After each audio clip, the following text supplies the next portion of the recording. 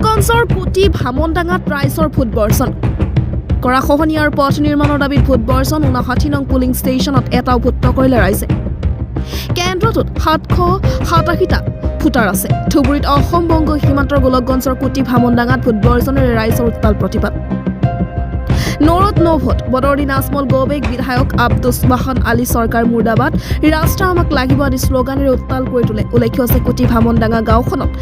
ৰাইডক নদীৰে সৃষ্টি কৰা গৰাখহনীয়া প্ৰতিৰোধ আৰু পথ নিৰ্মাণৰ দাবীত ভোট বৰ্ষণ কৰি প্ৰতিবাদ সাব্যস্ত কৰে মানকাছৰৰ পৰা নুৰ আলমৰ প্ৰতিবেদন বাৰ্তা দিল্লী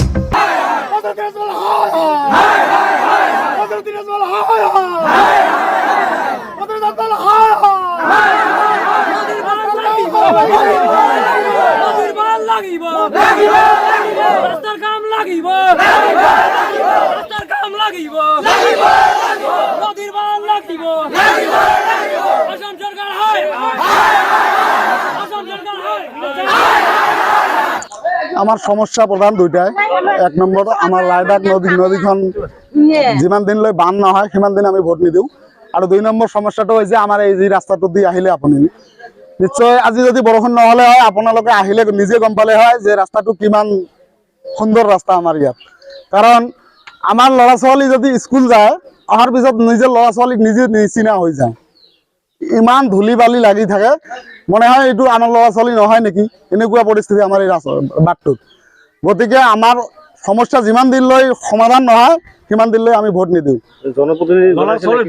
জনপ্ৰতিনিধিক জনাওঁতে আমি আমাৰ বয়স ইমান হোৱা নাই যদিও কিন্তু আমাৰ দাদা আমাৰ পিতা সকলোৱে জনপ্ৰতিনিধিক জনাওঁতে বুঢ়া হৈ গ'ল তথাপি আমাৰ কোনো জনপ্ৰতিনিধিয়ে আমাৰ কোনো বিহিত ব্যৱস্থা নললে এতিয়া কি বিচাৰে আপুনি এতিয়া আমি বিচাৰো আমাৰ এই নদী বান্ধটো হ'ব লাগে আৰু দুই নম্বৰত আমাৰ এই ৰাস্তাটো পকীকৰণ হ'ব লাগে আমি আজি ভোটদানৰ পৰা বিৰত আছো আৰু যিমান দিনলৈ এই কাম দুটা নহয় সিমান দিনলৈ আমি বিৰত থাকিম ভোটদানৰ পৰা